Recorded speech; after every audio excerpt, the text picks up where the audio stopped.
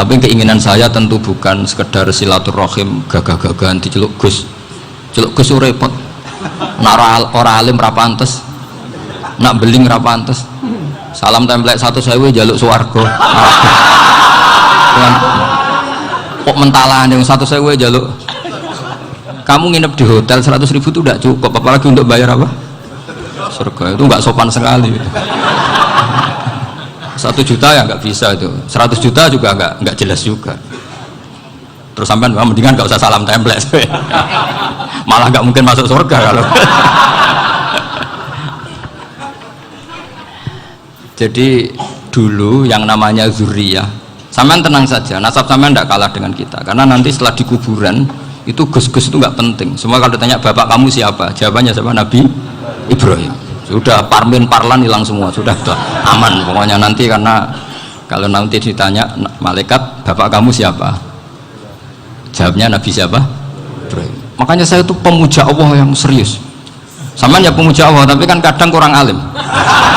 Saya ini pemuja Allah serius. Saya itu kalau ngaji, ya ngaji biasa belajar, itu sering nangis, nangis seneng. Misalnya saya baca tadi, Miftahul Jannah la ilaha illallah, belum kunci kok dikasihkan. Kita ini masuk neraka gak pantas, enggak bawa kuncinya kok masuk. Harusnya kita ini masuk surga, kita kan pegang kunci surga, gak pegang kunci neraka. Maka aneh kalau kamu masuk neraka itu aneh. Coba kita pegang kunci surga apa kunci neraka? Tapi kadang teman saya suka neraka ora ono kuncine. Karena tidak ada pintunya. Terus saya bilang, kamu kok tahu? Memangnya mau ke sana, kata saya. Saya tidak punya rencana tahu neraka. Karena nanti di antara syafaatnya Quran itu orang kalau mau masuk neraka tidak jadi. Ya nggak apa-apa ya, diatur sendiri. Jadi di antara syafaatnya Quran itu orang nggak jadi masuk neraka. Jadi syafaat itu ada 2, dari neraka diangkat ke surga, dan itu bisa lama itu. Tapi kalau syafaatnya Quran itu yang belum masuk neraka supaya nggak jadi masuk neraka. Karena neraka juga punya aturan, dia juga kena aturan fikih. Jadi betul ini, saya ada bujan. Jadi kena konstitusi apa? Fikih. Sama tak ceritani syafaatnya Quran itu ada orang itu beling itu fasik. Itu dihafal surat Tabarok. Hafal betul. Tabarakalladzi biyadihil mulku wa huwa ala kulli syai'in qadir alladzi khalaqal mauta wal hayata. Pertanyaannya gini, boleh enggak orang menginjek surat Baqarah? Boleh enggak? Enggak. Padahal orang hafal Quran itu artinya ayat itu ada di hatinya. Fa inna wa ta'ala la yu'adzibu qalban wa al-Qur'ana. Allah tidak akan menyiksa hati yang menyimpan Quran, yang jadi flash disknya Quran, yang jadi rekaman Quran. Singkat cerita orang ini hafal.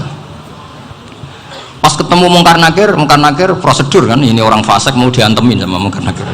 Prosedur ya, dia kan prosedur standar. Si surat Tabarak akhirnya menjelma jadi seseorang yang gagah berani. Kamu nggak boleh nyiksa orang ini. Saya ini kalamullah. Kalau kamu nyiksa dia berarti nyiksa saya. Kamu berani sama kalamullah? Wah ya tidak berani jadi Mungkar Nakir. Tapi orang itu nakal, harus saya gebukin. Tapi kata Quran tadi, tapi saya di situ pasti kena saya. Oh debat, nggak ada lajnahnya ini nggak ikut. Kalau Gus-Wirjon ikut jadi lajnah. Kalau jadi lajnah pasti kroninan. Kalau santrinya dimenangkan nanti. Akhirnya debat. Ya sudah kita ketemu Allah. Akhirnya Mungkar Nakir sama Quran tadi surat Tabarak datang sowan sama Allah.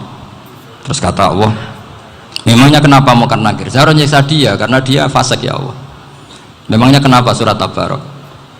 Saya ada di situ. Menurut aturan orang tuh nggak boleh injak Quran. Kalau dia nutuk saya, nutuk Quran, itu harus dikasih tahu fikihnya. Karena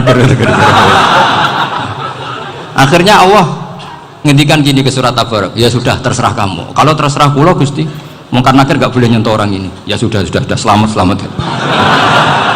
Sehingga terus itu sampai baca di termasuk mujizatnya surat Tabarak di tafsir Ibnu Katsir banyak. Karena tadi logikanya malaikat itu juga kena aturan fikih, sehingga banyak ulama termasuk Said Muhammad ngendikan pertanyaan Mungkar Nakir itu tidak semua orang kena. Kalau semua orang kena, nanti kalau tanya Nabi Muhammad, waman Nabi Yuga, kacau kan jamnya. Nabi kamu siapa? Saya ini Nabi. Ya kan? Lah nanti kalau pas ketemu Nabi Ibrahim, waman abuka. Jadi repot kan. Makanya ada kiai yang guyon kalau ditanya, "Merebuka, saya ini guru tauhid sembrono." Saya ini ngajar Umul Barohin, kamu tanya merebuka.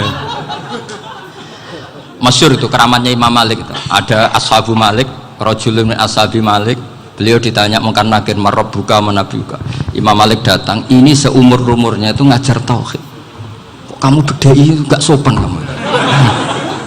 Dan kita berharap barokah sampean ngaji nanti itu. Malaikat itu anak sungkane gitu. Jadi itu dan saya meskipun guyon itu serius. Bedanya orang alim sama ndak itu di situ. Kalau orang alim itu guyon itu masih bener, masih serius. Coba saya bacakan ayatnya. Ala inna auliya Allahi la khaufun alaihim wa lahum yahzanun. Terus lahumul busyra fil hayatid dunya fil akhirah. Artinya kalau mungkar nakir dengan penampilan garang gitu, berarti ada ketakutan apa enggak? Ada. Padahal ciri utama walinya Allah tidak ada ketakutan. Makanya itu termasuk dalilnya Sayyid Muhammad. Tidak semua orang alami seperti itu karena wali-wali itu la khaufun alaihim wa lahum yahzanun. Wah anak kiai temu karena kerja buat tidur wedek. Iku rezeki ora kok pertanyaan itu nak konan santri piye. Lho isen wis kiai dihanjuti mungkar nakir. Malu gak kira-kira? Mesti plengani konan santri piye. Nak jawabannya gampang karena pernah ngajar tauhid. Makanya Sayyidina Ali ini cerita ini ada di kitab Nurul Dholam. Sama lihat di kitab Nurul Dholam karangannya Syekh Nawawi Banten. Itu Sayyidina Ali itu ya, andekan orang biasa mungkin ya agak-agak hasut, tapi ini wali gak boleh kamu katakan hasut. Dia itu mangkal sama Umar. Orang kok setiap orang pernah dibentak. Apa dia berani bentak mungkar nakir? Penasaran dia. Bagaimana kerengnya Umar itu berlanjut enggak gitu kira-kira. Akhirnya minta, ya Allah saya minta kasyaf. Ya karena yang minta Sayyidina Ali karena mau wajah dituruti sama kasyaf. Dilihat Sayyidina Umar pas meninggal itu. Jadi hasud itu ya kadang penting asal baik.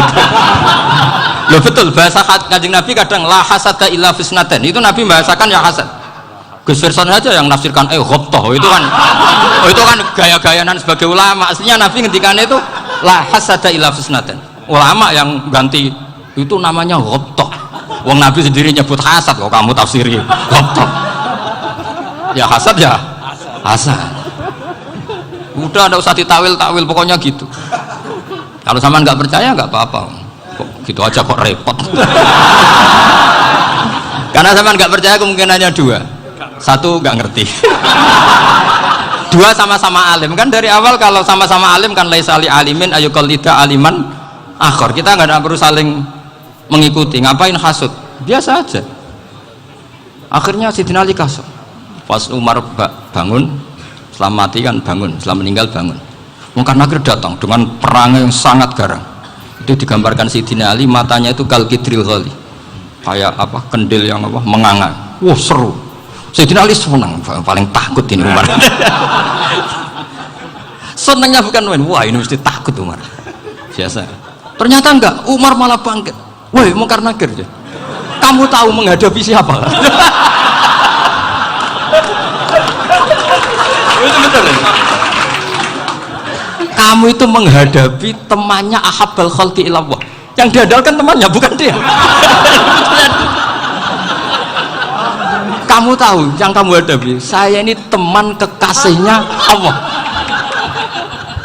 Jadi boleh kamu mengandalkan Mbak Virjon.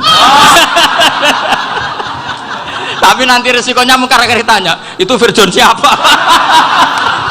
Wah itu masalah kan. Makanya syaratnya wali itu harus ma'rufun fis sama. Di langit sudah populer.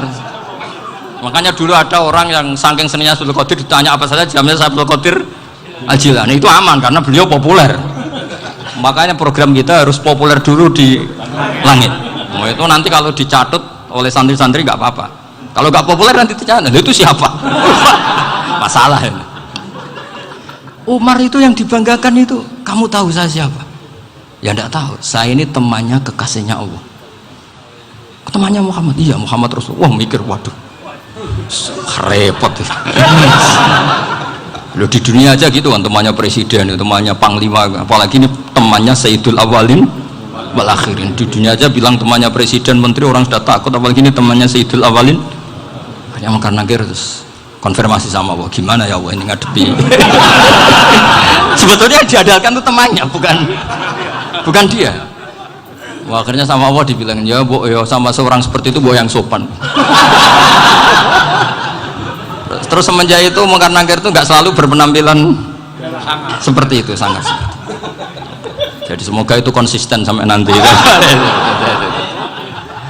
Jadi kamu kalau ingin nggak takut Mungkar Nakir, jadi wali dulu.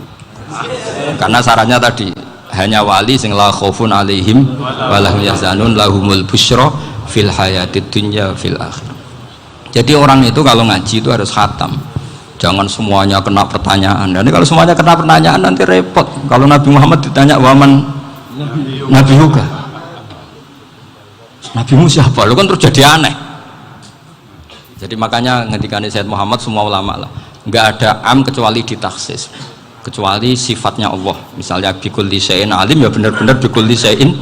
Tapi kalau am semuanya pasti ada taksis, meskipun dalam muhawarah muhadasah biasa. Misalnya contoh gampang, istri kamu baru seneng kamu, mas nak pengen apa-apa aku lapor aku, gak apa-apa mas, mesti aku seneng sama lapor. Iku dia aku pengen wayo. Langsung jadi apa wae. Mesti apa wae maksudnya kecuali itu gitu. Padahal kalau ngomong, mas sampean ingin apa saja tak dukung. Terus sampean bilang, pengen iku wayo. Kira-kira disetujui apa enggak? Sama seperti kita kalau punya teman akrab, wes nang omahku gak apa-apa, anggap aja omahmu dewe. Terus mlebu-mlebu kamar. Jadi tidak ada am kecuali ditaksis. Artinya kalau ada cerita bahwa orang mati pasti ngalami ditanya Mungkar Nakir, itu pasti ada am yang ditaksis. Itu pasti tidak dialami para anbiya, para auliya. Karena ciri utama wali itu la khaufun alaihim walahum yahzanun. Kemudian saya yang mau cerita ya, supaya sampean bisa menghadapi dunia global ini, tak bawa tafsir Munir termasuk tadi. Kenapa orang Islam, Rasulullah SAW itu lebih senang kalau yang menang itu orang Nasrani Romawi, ketimbang yang menang itu orang Faris, dalam hal ini ateis. Karena orang ateis itu lebih ngeri. Sebetulnya beberapa penemuan sains, terutama di ilmu medis, itu orang Amerika, kayak cloning. Tapi orang Amerika itu masih dilarang oleh gereja untuk mengaplikasi, karena nanti bayi cloning itu dipakai suku cadang. Di Amerika masih ditentang oleh fatwa-fatwa agama, baik Islam maupun Kristen. Tapi di Cina itu dipraktekkan, karena nggak ada halangan agama. Di Cina itu biasa ada kondom diolah lagi jadi alat-alat aksesoris. Di Amerika tidak ada, karena masih ada agama, masih ada larangan. Sehingga orang Islam itu lebih takut kalau yang menang itu Persia, karena terus cara berpikir ternyata Tuhan itu tidak ada, langit nggak ada perannya. Jadi ketika yang menang Nasrani masih berpikir itu pertolongan Tuhan, meskipun mungkin cara mengatakan Tuhan beda dengan kita. Tapi ada satu kesamaan bahwa kekuatan samawi itu ada. Jadi disebut ghulibatir rum fi adnal ardi wa hum min ba'di ghalabihim sahlibun. Di sini diterangkan oleh Syekh Nawawi supaya kamu tidak salah paham. Sebetulnya kamu katakan misalnya wah itu paham liberal, sebenarnya saya tidak tersiksa.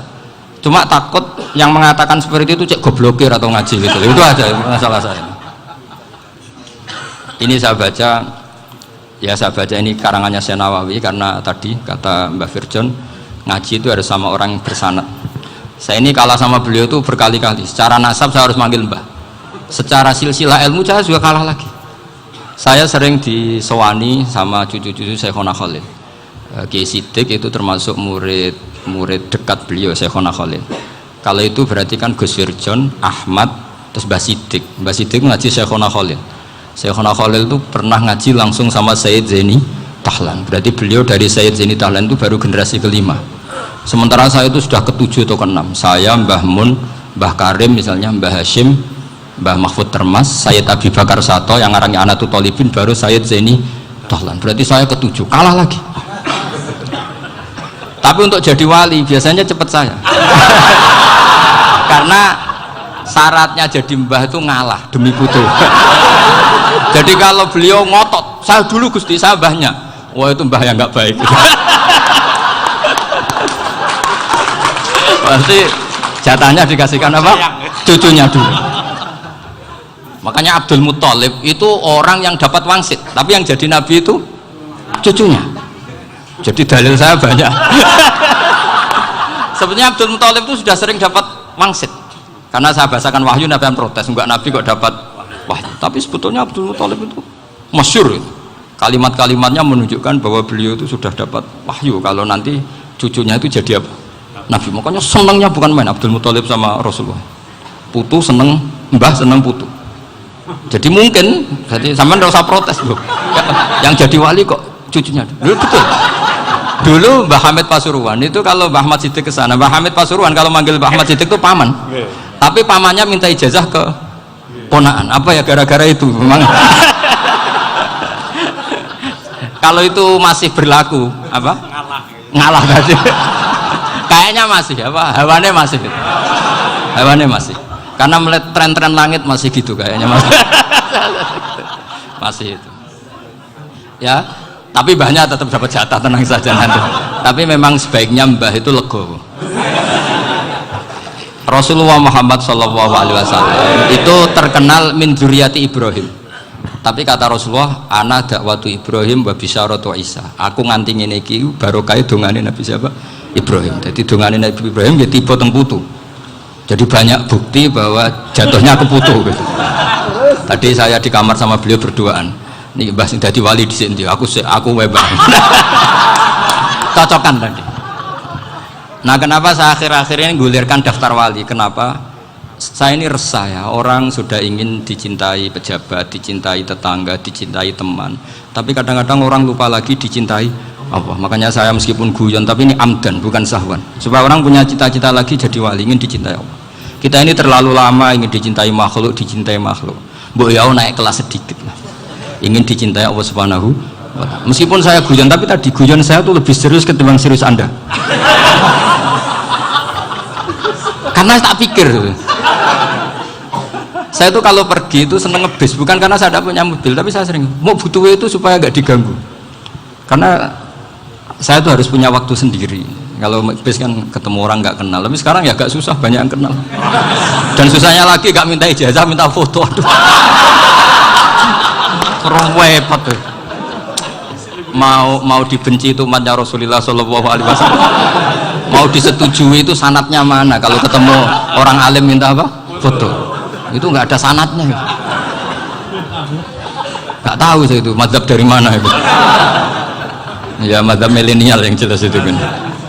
Ini tak baca ya biar dapat, karena ini kenangan saya sama Mbah Ahmad Siddiq. Saya masih ingat betul beliau ngisi kholnya Mbah Abdullah bin Umar, berarti abahnya Mbah Hamid. Karena mbah saya itu Fatimah binti Khalid bin Umar, kalau Mbah Hamid itu Hamid bin Abdullah bin Umar. Itu saya masih ingat betul zaman itu Mbah Hamid setiap khol di Lasem itu rawuh, dan saya derek mbah saya karena masih misanan datang ke Lasem. Itu beliau pas itu ngisi sama Mbah Mun. Mbah Mun masih muda, Ki Ahmad Siddiq sepuh senior. Itu beliau cerita bahwa dulu ketika Indonesia dijajah Jepang itu para kiai mimpi dibacakan ayat Khulifatir Rum fi adnal ardi wa hum min ba'di walabihim. Terus ada kiai yang tanya, takwilannya gimana? Ya nanti Jepang pulang bukan karena kita yang mengalahkan, tapi Jepang ada yang mengalahkan sendiri, meskipun tidak kita. Kayak dulu Faris tidak dikalahkan Islam tapi dikalahkan Romawi, tapi yang senang umat Islam. Wa yauma idzi yafrahul mu'min. Itu luar biasa ulama-ulama kita. Delalah kejadiannya Indonesia seperti itu. Yaitu kita tidak mengalahkan Jepang, tapi Jepang pulang sendiri karena dikalahkan apa? Sekutu. Ya ini saya baca. Ini tidak usah dicek bacanya bener apa enggak, sudah aman, apa? Aman. Karena kalau saya salah itu ya sengaja. Artinya ya sengaja saja. Ya biasa maksudnya. Saya kemarin ngisi di Pondok Peloso, di Pondok Al Munawir Jogja. Salah itu ada dua, ada salah memang benar-benar salah, yaitu nggak apa-apa, bisa dimakfu. Karena mesti sange wong goblok salah yang terus itu. Ada salah bawaan ilmu, itu repot tuh dadaninya. Karena misalnya kita yang biasa belajar qiraah safah wayah sibuhu, mesti diulang lagi wayah sabuhu. Karena qiraahnya Imam Asim itu hasibah yah sabu bi fathis sin. Sementara kita kalau ngaji kitab kulino yah sibuhu. Sehingga kita yang biasa belajar safah itu kalau baca kitab itu kayak orang bingung. Kadang-kadang yang ngaji juga bingung. Gus Pak mau cok di bulan pilih, ya tepat-tepatan. Ada yang mengatakan Gus Pak bingung, Ada yang mengatakan Gus Ba alim alama itu tepat-tepat nasib tadi. Karena memang ya sab'ah memang seperti itu. Misalnya kufuan itu Imam Asim baca kufuan. Tapi beliau punya murid namanya Syu'bah. Itu kalau baca kuf'an. Makanya kita itu, ini kan khataman Quran ya. Jadi saya menyinggung sedikit tentang qiraah sab'ah. Tadi beliau juga sudah tak kasih kitab saya Hifdzuna li Hadal Mushaf. Sama tak ajari latihan sab'ah. Memang angel ya. Makanya yang nggak bisa itu wong pinter. Sudah tahu angel ya nggak usah diteruskan kan. Orang menghindari barang angel itu pinter apa goblok? Pinter.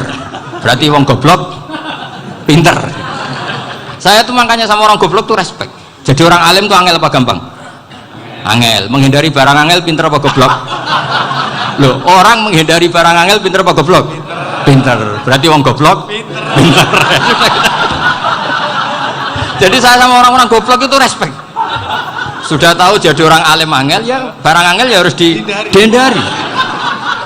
Makanya saya ini insya Allah umatnya Nabi yang termasuk yang terbaik. Amin. Karena mencintai umatnya Nabi termasuk yang goblok. Waduh, itu tidak gampang itu. Karena tadi sudah tahu ya, seperti itu loh orang naik panjat pinang itu yang naik karena ingin hadiah. Yang nonton sudah tahu wah licin kok dinaikin mau keplotok ya. Tapi orang sepakat yang nonton juga pinter karena sudah tahu ribet kok. Tukun yang pasar kena lah apa mana. Sama juga gitu. Ngalim tafsir angel, ngalim fikih angel, tak karek ngaji ngerekam kan gampang. Itu pinter apa goblok? Pinter. Iya. Makanya kula niku mbok burohno ngono tok. Saya tadi dinasihati Mbak Firjon, muga-muga hati saya selamat. Saya itu meskipun kata orang banyak, muhibbin saya banyak, tapi saya insya Allah tidak riya. Saya itu pakai kitab namanya Tasbitul Fuad, itu karangannya Said Abdul Al-Haddad. Ketika beliau punya muhibbin banyak ditanya, bagaimana ya Habib Anda menjaga hati Anda? Jamnya Said Abdul Haddad itu unik. Innama azzamu Allah. Mereka itu sebenarnya menghormati Allah. Cuma butuh sarana, dan itu saya. Jadi saya tahu sampean semua itu mencintai Quran, mencintai sunnah Rasul, mencintai hadis-hadis Rasul. Cuma sampean kan karena nggak paham, terus manfaatkan saya. Jadi sebenarnya saya ini korban. Korban. Jadi saya mau riak gimana? Korban kok mau bangganya di mana tuh? Coba sampean misalnya ngaji tafsir, belajar sendiri kan susah, terkibnya susah, maknanya susah, bahkan beli kitabnya kadang nggak kuat. Loh, untuk jadi alim tafsir itu kan harus beli kitab. Loh, saya sering belajar kitab itu jutaan. Tafsir Tobari, saya pernah beli kitab Fakhrur Razi itu berapa coba? 27 jilid. Karangannya Fakhrur, belum karangannya ulama modern Imam Sya'rawi. Itu berapa jilid? Itu jutaan. Saya kemarin juga dihadiahi kitab Pak Quraish Shihab namanya Faidul Bari fi Syarhil Bukhari. Pak Quraish Shihab yang terkenal. Dia sering diskusi sama saya. Saya ngasih hadiah beliau ngasih hadiah saya. Wah, itu harganya nggak kuat. Dadak kuat kadang di Indonesia nggak ada coba. Dan sama orang hebat menghindari kesulitan itu. Nah, kesulitan itu sebab ngaji ikut, kalau nggak paham dirukok naik rekamannya sudah gitu. Pinter mana sampean sama saya? Pinter sampean kan? Bikin sosis susah, beli aja kok repot kan. Makanya nggak boleh orang bilang, wah aku goblok reso tafsir aku wong pinter. Makanya nanti kalau saya ketemu Nabi tidak termasuk orang yang mentahkir orang Islam. Kafabil mari isman ayah kira akhahul muslim.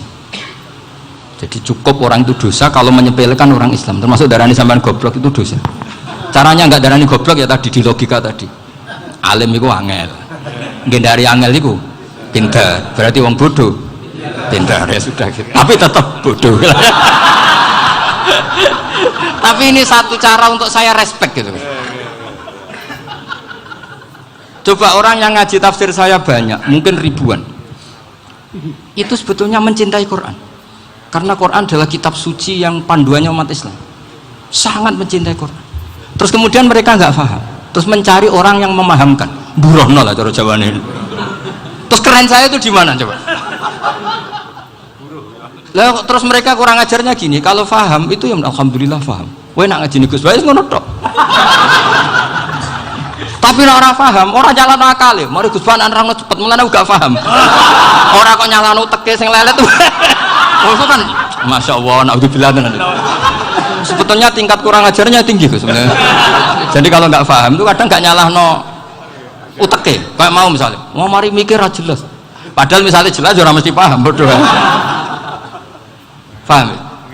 Jadi kata Sayyid Abdul Haddad, innama azzamu Allah, sebenarnya mereka itu sangat menghormati Allah.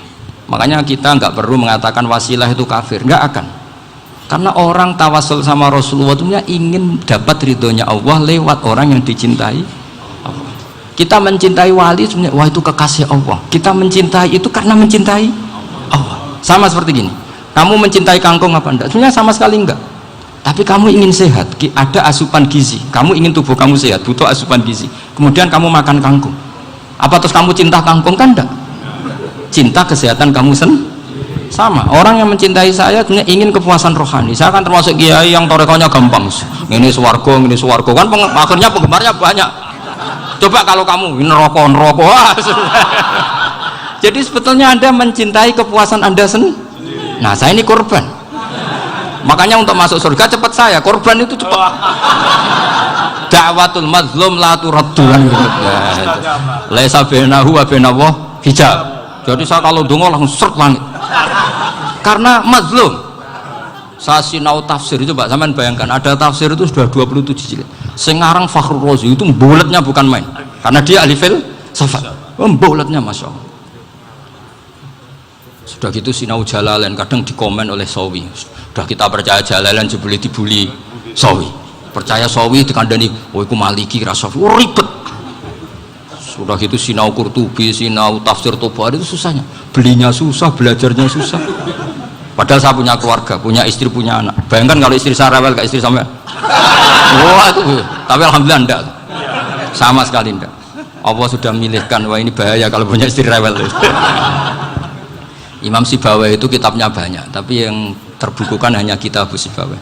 Karena beliau kalau sudah belajar lupa istri. Hanya pas beliau di pasar, kitabnya dibakar semua sama istrinya. Karena dianggap saingannya. Ternyata yang dicerai tidak kitabnya, malah istrinya. Itu Imam siapa? Sibawai. Tapi alhamdulillah kitab saya nggak terbakar, aman. Saya teruskan ya. Jadi untuk menjaga riya dilatih innama azzamu Allah. Sebenarnya mereka itu menghormati, sehingga wasail itu sebenarnya nggak pernah jadi subjek pelaku utama, tetap Allah. Sebab itu kata Sayyid Muhammad, kamu kok mengatakan wasilah itu kafir itu gimana? Ketika innallaha qad ba'atsa lakum taluta malika. Talut itu ya manusia, PD-nya itu apa? Inna ayata mulkihi ayyatiyakumut tabut fihi sakinatum min rabbikum wa baqiyatum mimma taraka ahlu Musa wa ahlu Haruna tahmiluhul malaikah. Jadi beliau PD itu kalau bawa sunduk semacam peti sakti, sing di situ ada baqiyatum mimma taraka ahlu Musa